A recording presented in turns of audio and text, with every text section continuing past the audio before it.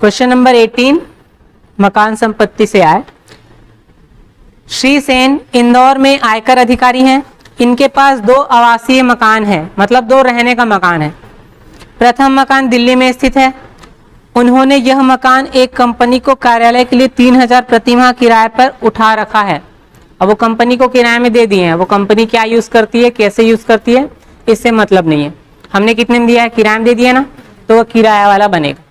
ये पहला चीज पता चल गया कि पहला दिल्ली वाला मकान पूरा फुल फॉर्मेट में बनेगा। ठीक है, ये क्लियर है। तो एक फॉर्मेट तो पक्का है। आगे द्वितीय मकान इंदौर में स्थित है। इसका निर्माण 1 मार्च 2021 को पूरा हुआ, डेट दे दिया है। ठीक है, मतलब मकान के बनने का, निर्माण का, मकान निर्माण का। और वे स्वयं रह रहे हैं। अभी वो स्वयं रह रहे हैं ना, आगे एक बार देख लेंगे। इसके निर्माण के लिए उन्होंने 1 अगस्त 2016 को 60,000 का ऋण 12% वार्षिक ब्याज पर लिया। जब भी लोन का अमाउंट और प्रतिशत दे दिया है, डेट भी दे दिया है, मतलब ब्याज की गणना होगी जैसा निकालते हैं। उस दिन निकाले थे ना, 2 डेट लिखना है और कैलकुलेट करना है, वैसा करना पड़ेगा। ठीक है ना। आगे दोनों मकान के से संबंधित अन्य विवरण निम्नलिखित हैं। प्रथम मकान द्वितीय मकान दिया हुआ है। नगर पालिका मूल्यांकन दिया दोनों का 24,000 और 18,000। नगर पालिका कर दिया 10% और 6.25%। अग्नि बीमा प्रीमियम दिया हुआ है, इसका कोई काम नहीं है क्योंकि फॉर्मेट में कहीं नहीं आता। भूमि का किराया भी कहीं नहीं आएगा। भूमि एवं भवन कर ये भी कहीं नहीं आएगा। ऋण पर ब्याज ये आएगा। ऋण पर ब्याज जो अलग से निकाल के दे दिया रहता है वो गत वर्ष का रहता है, गत वर्ष के पूर्व का नहीं, गत वर्ष के पूर्व का निकालना पड़ेगा। गत वर्ष का बस दे दिया है। ठीक है, तो पहले मकान के लिए तो दिया ही नहीं है, दूसरे मकान के लिए बस दिया है। अब टर्निंग पॉइंट यहां से चालू होता है, नीचे से। दिल्ली वाले मकान का भूमि का किराया और इंदौर वाले मकान का नगर पालिका कर और भूमि भवन कर अदत्त हैं। तो भूमि का किराया और भूमि भवन कर से कोई मतलब नहीं है, लेकिन बीच में बोला है नगर पालिका कर अदत्त है। कौन से वाले का, इंदौर वाले का। इंदौर वाले का कौन सा दूसरा मकान है, तो द्वितीय मकान में आप नगर पालिका कर नहीं घटाएंगे। क्यों, क्योंकि वो अदत्त है।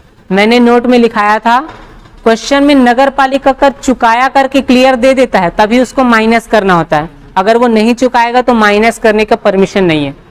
ठीक है, तो इंदौर वाले मकान का जब बनाएंगे तो नगर पालिका कर नहीं घटाएंगे, बस अदत्त करके या डैश करके लिख देना है।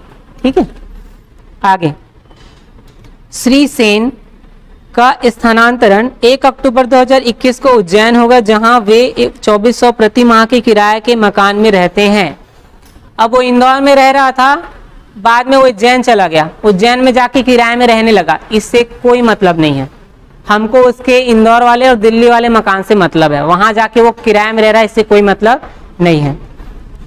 तो अब इंदौर से उज्जैन चला गया, तो अब इंदौर वाला मकान खाली हो गया नहीं, तो खाली हो गया तो उसको किराए में दिया है। आगे लिखा है देखो, इंदौर स्थित मकान को 1/10/2021 से कौन से वित्तीय वर्ष में आएगा, हाँ तो 21-22 का ही तो बनाना रहता है हमको पूरा।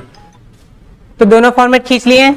अब क्या करेंगे, स्टार्टिंग से बनाएंगे। तो स्टार्टिंग में सबसे पहला क्या निकलता है, सकल वार्षिक मूल्य। तो यहाँ पे लिखेंगे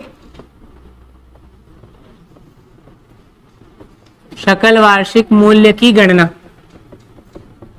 ठीक है, तब इसमें भी हमारे पास 2 मकान है। तो दिल्ली वाले के लिए, दिल्ली वाले मकान के लिए ना, ठीक है, तो दिल्ली वाले मकान को कितना किराए में दिए हैं। सबसे पहले नगर पालिका मूल्य को लिख लेंगे। दिल्ली वाले मकान का कितना है, देखो नीचे में दिया है 18,000। अब इसको किराए में कितने में दिए हैं, तो वास्तविक किराया उसे बोलेंगे, है ना। तो 3,000 किराए में दिए, ऐसे बोलो आराम से, 24,000। अब 3,000 गुना 12, 3,000 किराया में दे दिया, ऐसा बोला है ना। डेट वेट तो नहीं दिया, देख लो फिर से, हाँ नहीं दिया, तो सीधा 12 × 36 कर देंगे। ठीक है, खाली होने के बारे में तो बताया नहीं है, तो 12 × 36। अब 2 ही मूल्य है, तो दोनों में से क्या देखेंगे? बड़ा, क्योंकि मानक किराया तो दिया नहीं है, मानक देता है तब छोटा देखते हैं, अभी नहीं दिया है तो सिर्फ बड़ा देखेंगे। तो दोनों में से बड़ा, तो 36,000 ये आपका क्या कहलाएगा? GAV, सकल वार्षिक। इसी 36 को लाके यहाँ पे लिख देना है बस, सीधा सीधा। ठीक है, अब पहले इसको पूरा कर लेना है, उसके बाद यहाँ आएंगे। ठीक, तो 36,000 हो गया। नगर पालिका कर 10% किसका? नगर पालिका मूल्य का निकलता है, जो भी प्रतिशत निकलता है। तो 24,000 का 10%,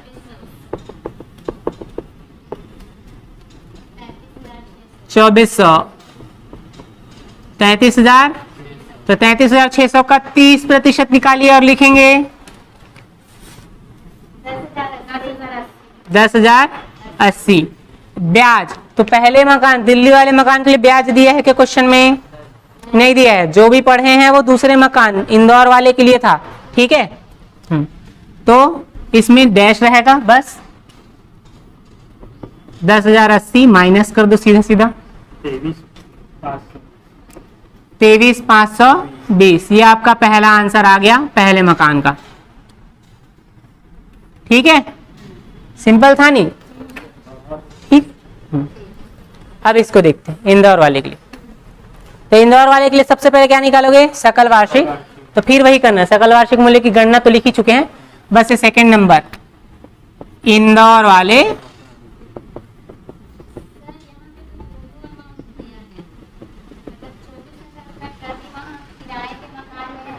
हाँ, तो वो जो मैं बता रहा हूँ 2400 जो दिया हुआ है वो उज्जैन जाके खुद किराए पे रह रहा है, इससे कोई मतलब नहीं है। वो अपने मकान को कितने किराए में दिया है उसका काम है यहाँ पे। तो वो इंदौर वाले मकान को कितने किराए में दिया है उसको देखेंगे। तो सबसे पहले बताओ इंदौर वाले मकान का नगर पालिका मूल्य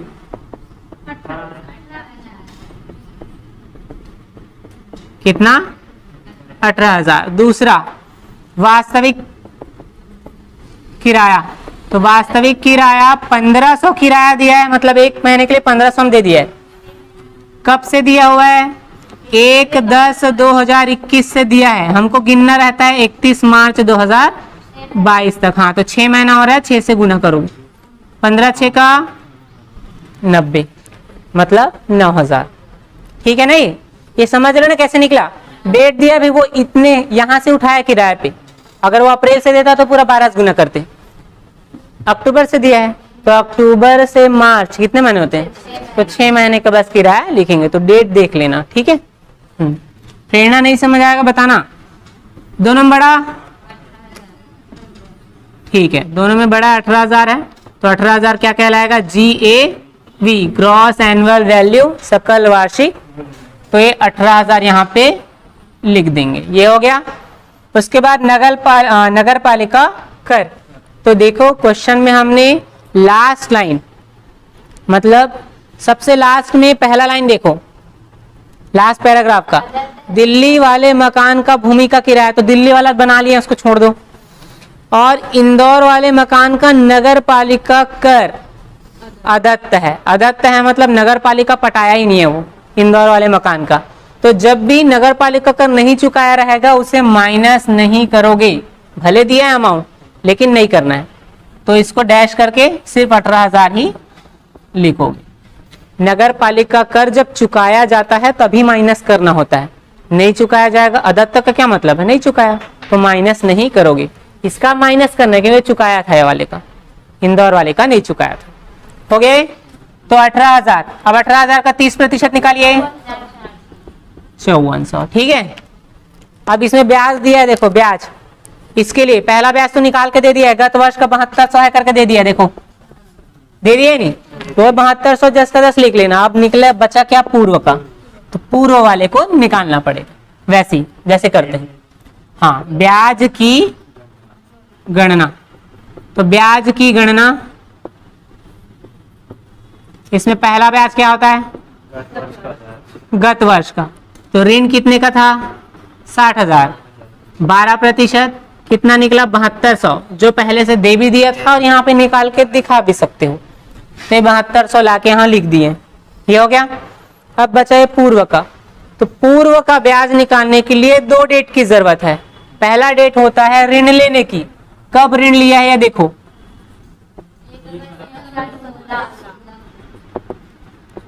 रुक जाओ, हाँ, ऋण लिया 1 अगस्त 2016 और मकान कब बन के तैयार हुआ, मतलब निर्माण का डेट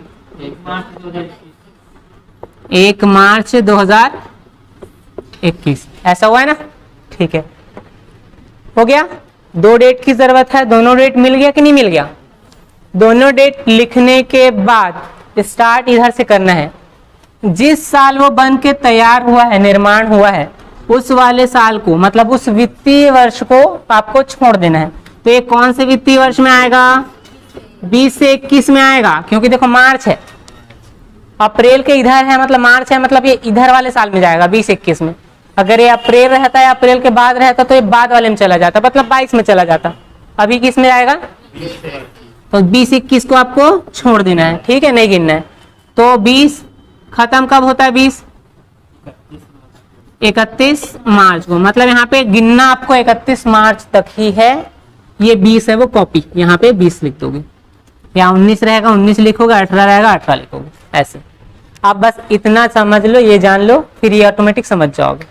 31 मार्च तक ही गिनना है, 31 मार्च फिक्स है, वो चेंज नहीं होगा।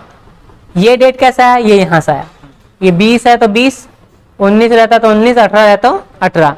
तो ये बस पहले पहचान लेना कौन सा वित्तीय वर्ष है, ठीक है ना। यहां तक गिनना है। तो 16 से पूरा 20 गिनना है, मतलब 16 से 17, 17 से 18, 18 से 19 और 19 से 20, ये 20 तक गिनना ना। ये हो गया नहीं, तो ये 12, 12 और 12। पहले वाले साल में आंख मूंद के 12 नहीं लिखना है, गिनना है।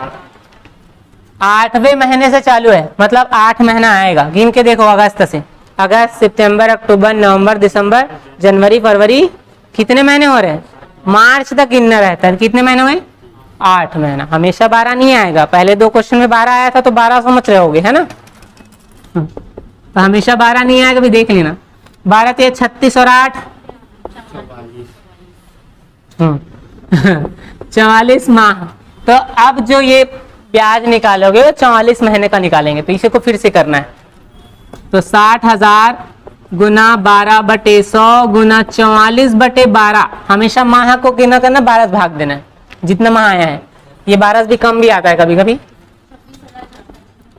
26,400। अब 26,400 पूर्व का ब्याज है। पूर्व का ब्याज यहाँ लाके लिखोगे 26,000 गुना 1/5। रूल में रहता है ना, 5,200 हो गया। बस अब टोटल करेंगे माइनस, खत्म। प्लस करो, ये तीनों प्लस करो। 880 माइनस करो 120। ये आ गया, इंदौर वाले मकान से आए 120 रुपये कमाया वो, और दिल्ली वाले से कितना कमाया, 23,520। दोनों को जोड़ दो, दोनों प्लस में है, तो यहाँ पे निकलेगा मकान संपत्ति से कुल आय।